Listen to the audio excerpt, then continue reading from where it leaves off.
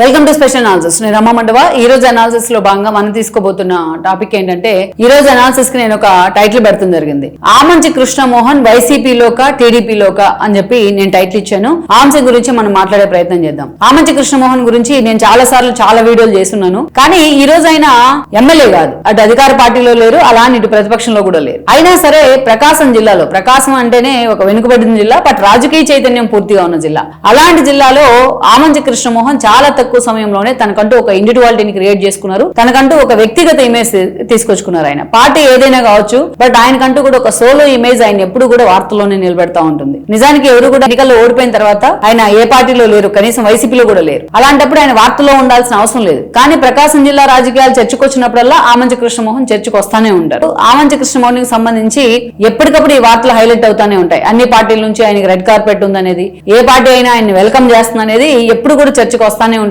అలాంటి ఆమంచి కృష్ణమోహన్ మరోసారి చర్చనీయాంశం అవుతా ఉన్నారు. ఈ రోజున ఎందుకు చర్చనీయాంశం అవుతా ఉన్నారు అంటే, వైఎస్ఆర్సీపీ అధినేత జగన్మోహన్ రెడ్డి ఆమంచి కృష్ణమోహన్ ని ఎలాగైనా తమ పార్టీలోకి తీసుకురావాలనుకుంటా ఉన్నారు. ఆ దిశగా ఆయన రాయబారం నడిపిస్తా ఉన్నారు. అందుకే మరోసారి ఆమంచి కృష్ణమోహన్ ఈ రోజు వార్తల్లోకి ఎక్కారు. మనకు తెలుసు, రోసయ్య శిష్యుడిగా ఆమంచి కృష్ణమోహన్ ఏదైతే రాజకీయాన్ని రాష్ట్ర రాజకీయాన్ని రిప్రజెంట్ చేయడం జరిగింది. అందుకంటే ముందు మనం చూసాం, లోకల్ గా చీరాల్లో కూడా తనకంటూ ఒక సోలో ఇమేజ్ ఉంది. లోకల్ గా కాంగ్రెస్ లో పలు కీలక పదవుల్లో ఆయన ఉన్నారు. సో వన్స్ రోసయ్య శిష్యుడిగా ఆయన, రోసయ్య అభిమానించే వ్యక్తిగా ఆయన రాజకీయాల్లో ఎస్టాబ్లిష్ అయిన దగ్గర నుంచి, ముఖ్యంగా 2009లో ఆయన ఫస్ట్ టైం ఎమ్మెల్యే కావడం జరిగింది. అయితే ఆయన ఎమ్మెల్యే అయిన కొద్ది రోజులకే వైఎస్ రాజశేఖర రెడ్డి చనిపోయినారు. ఇక ఆ తర్వాత మనం చూస్తే 2014 ఎన్నికలు వచ్చాయి. 2014 ఎన్నికలు వచ్చేటప్పటికే ఇండివిడ్యువల్ గా ఆయన కాంగ్రెస్ నుంచి బయటకు వచ్చి ఇండివిడ్యువల్ గా ఆ రోజు రాష్ట్ర విభజన సమయంలో చీరాల పరిరక్షణ సమితి ఇలాంటి కొన్ని ఇండివిడ్యువల్ గా ఒక డయాస్లు పెడతాం జరిగింది. వాటి తరపున ఫైట్ చేశారు సమైక్యాంధ్ర కోసం. ఆ క్రమంలోనే ఆ రోజు ఇండివిడ్యువల్ గా ఫైట్ చేసి ఎమ్మెల్యే అయ్యారు. ఆ ఇండివిడ్యువల్ గా ఫైట్ చేసి ఎమ్మెల్యే అయిన తర్వాత టీడీపీకి అనుబంధ సభ్యుడిగా కొనసాగడం జరిగింది. 5 ఏళ్ల పాటు ఆయన టీడీపీలోనే ఉన్నారు. చీరాల ఇన్ఛార్జిగా ఆయనే అనుకుంటా ఉంది టీడీపీ. అయితే తీరా 2000 అయితే అప్పటికే ఉన్న కొండయ్యని కూడా టీడీపీ పక్కన పెట్టింది ఆ మంచిని చూసుకుని. Amanchi Krishna Mohan all of sudden వైఎస్ఆర్సీపీలోకి వెళ్ళడం జరిగింది. సో వన్స్ వైఎస్ఆర్సీపీలోకి ఆయన వెళ్లారు. అక్కడ వైఎస్ఆర్సీపీ తరపు నుంచి, టీడీపీ తరపు నుంచి పోటీ చేసే అభ్యర్థి ఎవరు అనే క్వశ్చన్ వచ్చింది. కొండయ్యని ఆమంచి మీద నిలబడితే ఎంతవరకు ఆయన గెలుస్తాడు అనేది ఒక ఆలోచన, పార్టీది ఒక కన్ఫ్యూజన్. అలాంటి సమయంలో గొట్టిపాటి రవి లాంటి వాళ్ళు అంతకంటే ముందుగానే టీడీపీ జెండా కప్పుకునే ప్రయత్నం చేశారు. 2014లో ఆయన వైఎస్ఆర్సీపీ నుంచి గెలిచిన తర్వాత టీడీపీ జెండా కప్పుకున్నారు. సో గొట్టిపాటి రవికి అద్దెంకి టికెట్ ఇవ్వాల్సిన ఆవశ్యకత చంద్రబాబు నాయుడుకి ఏర్పడింది. ఆయన కాదని కర్ణం బలరాంకి ఆ టికెట్ ఇచ్చే సిచ్యువేషన్ ఆ రోజు లేదు. సో అదే సమయంలో చంద్రబాబు నాయుడు ఎత్తిన పాలు పోసినట్టు ఆమంచి కృష్ణమోహన్ వెళ్లి వైఎస్ఆర్సీపీలో చేరారు. సో అప్పుడు కర్ణం ఫ్యామిలీని చంద్రబాబు నాయుడు బుజ్జగించే ప్రయత్నం చేశారు. ఆయన సస్మేరా అంటున్న కర్ణం బలరామన్ తీసుకెళ్లి చీరాల టికెట్ ఇచ్చే ప్రయత్నం చేశారు. అటు అన్ని విధాలా ఆ ఫ్యామిలీకి అండగా నిలబడి చీరాల టికెట్ అనౌన్స్ చేయడం జరిగింది. తనకి ఇష్టం లేకున్నా ఆ రోజు తన సొంత కాన్స్టిట్యున్సీ అయిన అద్దంకిని వదిలి తాను వెళ్తున్నా, సో చంద్రబాబు నాయుడు బలవంతం చేసిన పరిస్థితుల్లో ఆయన ఒప్పుకోవడం జరిగింది కర్ణం బలరాం. ఎందుకంటే అప్పటికే గొడ్డుపాటి రవి చేతులు తన కొడుకు ఓడిపోయినారు. సో అలాంటి సిచ్యువేషన్ లో ఆయన కూడా కన్విన్స్ అయ్యి చీరాలు వెళ్లారు. చీరాల నుంచి ఆమంచి కృష్ణమోహన్ అనేది గెలిచారు టీడీపీ నుంచి పోటీ చేసి. సో ఆమంచి కృష్ణమోహన్ ఆ రోజు ఓడిపోవడం జరిగింది. ఓడిపోయిన తర్వాత కూడా అటు కర్ణం బలరాంతో ఉన్న ఒక ఆధిపత్య పోరు, వాళ్ళిద్దరి మధ్య ఉన్న ఒక ఆధిపత్య పోరు ఎప్పుడు కూడా వార్తల్లో నిలుస్తూ ఉండేది.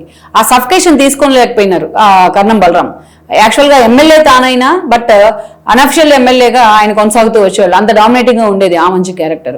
ఇదే సమయంలో బాలినేని శ్రీను, ఎందుకంటే పార్టీ అధికారంలోకి రాలేదు, బాలినేని శ్రీనివాసరెడ్డితో ఉన్న సాన్నిహిత్యం అటు కర్ణం బలరాంకి లాభించింది. ఆయన ఇచ్చిన హామీ మేరకు అటు జగన్మోహన్ రెడ్డిని కలిసి ఆ పార్టీలో చేరడం జరిగింది తన కొడుకుతో పాటు. చేరినా వాళ్ళిద్దరి మధ్య ఆధిపత్య పోరు అలాగే కొనసాగుతూ వస్తోంది. ఆయన లోకల్ కాదు, నేను ఎప్పుడు లోకల్నే అని చెప్తా ఉంటారు ఆమంచి కృష్ణమోహన్. ఆ స్థాయిలోనే ఆయన డామినేటింగ్ క్యారెక్టర్ ఉండేది అక్కడ. కర్ణం బలరాంకి ఒక సుదీర్ఘ రాజకీయ జీవితం జరుగుతుంది, ఏదైతే రాష్ట్ర రాజకీయాల్లోనే కాదు, ప్రత్యేకించి ప్రకాశం జిల్లా రాజకీయాల్లో అలాంటి నేతకు కూడా చెక్ పెట్టగలిగారు చాలా అంశాల్లో ఆమంచి కృష్ణమోహన్. సో దెన్ ఆ ఎపిసోడ్ తర్వాత మనం చూస్తే ఇక వీళ్ళిద్దరి మధ్య రోజు ఉన్న ఆధిపత్య పోరుతో పార్టీలో ఏదో ఒక ఇష్యూ తెర మీదకి వస్తూ ఉంది. అందుకే అప్పుడు జగన్మోహన్ రెడ్డి ఆమంచిని తీసుకెళ్లి పర్చూరు ఇన్ఛార్జిగా నియమించారు. తనకి ఇష్టం లేకపోయినా సరే, తన సోల్ చీరాల్లో ఉన్నా సరే తాను మాత్రం అక్కడికి వెళ్లే ప్రయత్నం చేశారు కొన్ని రోజులు. బట్ లాస్ట్ మినిట్ లో జగన్మోహన్ రెడ్డికి షాక్ ఇచ్చేలాగా ఆయన ఆ పార్టీని వీడి కాంగ్రెస్ లోకి వెళ్ళడం జరిగింది. కాంగ్రెస్ నుంచి చీరాల నుంచి ఆమంచి కృష్ణమోహన్ పోటీ చేశారు. టీడీపీ నుంచి ఆ రోజు కర్ణం బలరాం కొడుకైన వెంకటేష్ పోటీ చేశారు మొన్న. అదేవిధంగా మనం చూస్తే టీడీపీ నుంచి కొండయ్య పోటీ చేశారు. వైఎస్ఆర్సీపీ నుంచి కర్ణం బలరాం కొడుకు వెంకటేష్ పోటీ చేశారు.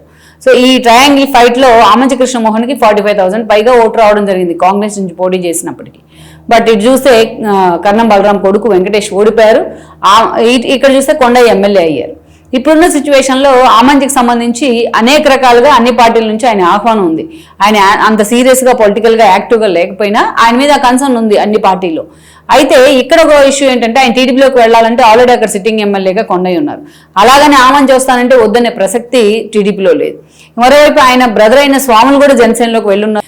దెన్ ఇప్పుడు ఏం జరుగుతా ఉంది అంటే కోసం అటు చాలా సీరియస్ గా వైసీపీ కూడా ఫోకస్ పెడుతుంది అనేది ఇప్పుడు జరుగుతున్న చర్చ. ఎందుకు ఫోకస్ పెడతా ఉంది ఆయన కోసం అంటే అక్కడ వైఎస్ఆర్సీపీకి ఒక సాలిడ్ అభ్యర్థి లేరు. కర్ణం వెంకటేష్ కానీ కర్ణం బలరాం కానీ ఆ పార్టీ మీద అసంతృప్తిగా ఉన్నారు అనేది ఒక చర్చ.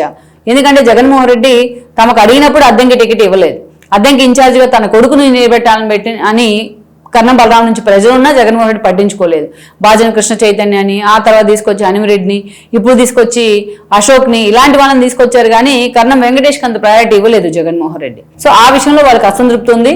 సో అందుకే ఇక మరోవైపు చూస్తే టీడీపీలోకి వెళ్దామన్న ఆ స్థాయిలో ఆయనకి రెడ్ కార్పెట్ వేసే సిచ్యువేషన్ లేదు.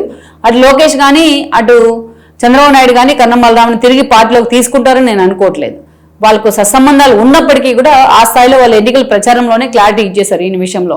అంతే పార్టీ కష్టకాలంలో పార్టీని వదిలిపెట్టిపోయారు అని చెప్పేసి బుజ్జితో కంపేర్ చేస్తూ ఉన్నారు లోకల్ గా చాలా మంది. అన్ని కేసులు పెట్టినా ఎన్ని కష్టాలు వచ్చినా జగన్మోహన్ రెడ్డి వైపు నుంచి సఫికేషన్ ఉన్నా బుజ్జి మాత్రం పార్టీని అంటిపెట్టుకునే ఉండాలని చాలా మంది హైలైట్ చేస్తూ ఉంటారు వెన్ కంపేర్డ్ విత్ కర్ణం బలరాం. సరే అది ఈ రోజు చూడండి, కర్ణం బలరాంకి రావాల్సిన మంత్రి పదవి గొట్టిపాటి రవి ఖాతాలో పడింది. ఎందుకంటే ఆయన రాక్ సాలిడ్ గా నిలబడి ఉన్నారు కాబట్టి, అన్ని ఇబ్బందులు వచ్చినా ఈయన గెలిచిన వెంటనే వెళ్ళిపోయారు కాబట్టి. అక్కడి నుంచి మనం చూస్తే ఆమంచిని పార్టీలోకి తీసుకోవాలి అనుకోవడానికి కారణం అదే మెయిన్. చీరాల్లో అసలు వీళ్ళిద్దరూ ఉంటారా, జనసేన వైపు బాలినేని శ్రీనివాస్తో కలిసి జనసేన వైపు వెళ్తారా అన్న ఒక అనుమానం జగన్మోహన్ రెడ్డిలో ఉండింది. సో ఇక పార్టీలో కూడా అటు వెంకటేష్ కానీ ఇటు కర్ణం బలరాం కానీ ఎక్కడ యాక్టివ్గా కూడా లేరు. అందుకే ఆమంచి కృష్ణమోహన్ కాదని వాళ్ళకి టికెట్ ఇస్తే మళ్ళీ మొన్నటి పరిణామాలే పునరావృతం అవుతాయన్న ఆందోళన జగన్మోహన్ రెడ్డిలో ఉంది.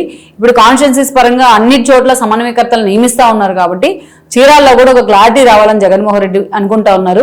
అందుకే పదే పదే ఆయన ఆమంచి కృష్ణమోహన్ కోసం రాయబారం నడిపిస్తా ఉన్నారు. కొంతమంది జిల్లా నేతల్ని ఆమంచితో మాట్లాడిస్తా ఉన్నారని చర్చ జరుగుతోంది. మరి అల్టిమేట్ గా జగన్మోహన్ రెడ్డి వైపు తిరిగి ఆమంచి వెళ్లే ప్రయత్నం చేస్తారా, ఇలాగే ఈ ప్రచారాన్ని కొనసాగిస్తారా అన్నది ఇంకా క్లారిటీ అయితే రావాల్సి ఉంది.